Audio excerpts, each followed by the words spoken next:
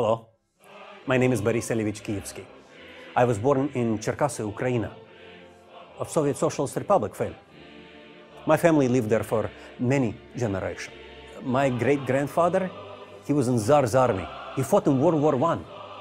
My grandfather, he was Bolshevik. He fought in Great October Revolution of 1917. He even know Trotsky.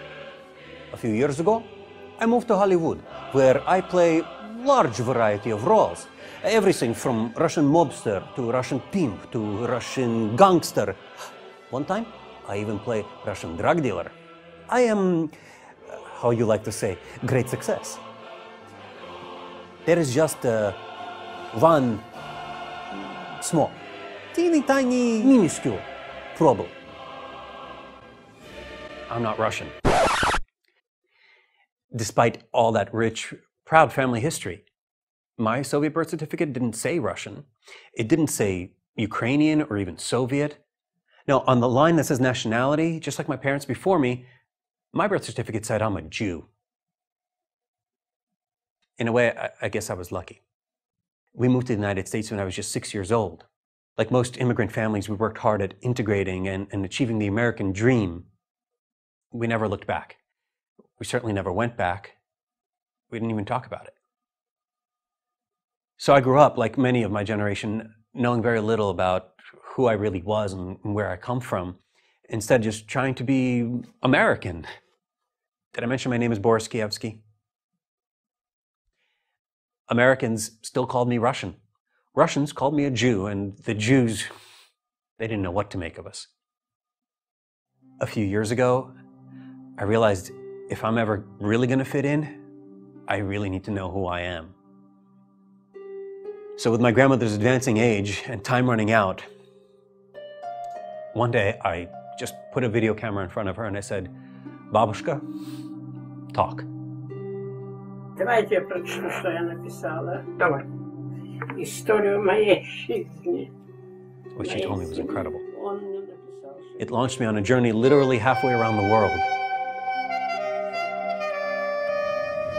Next stop, Kiev.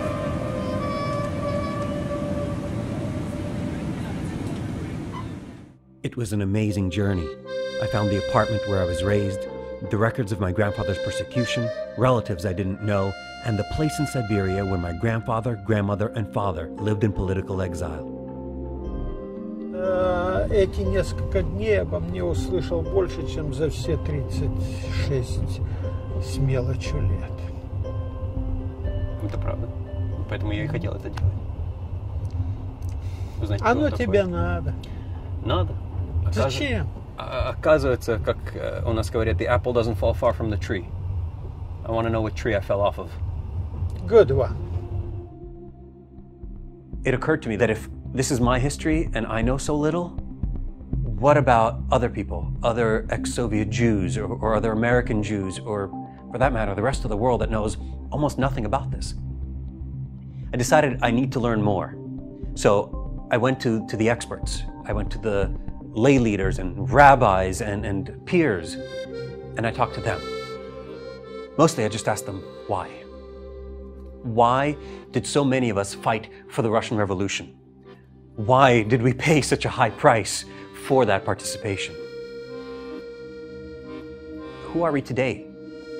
What's left of our identity after the Soviet Union? Are we still Jews?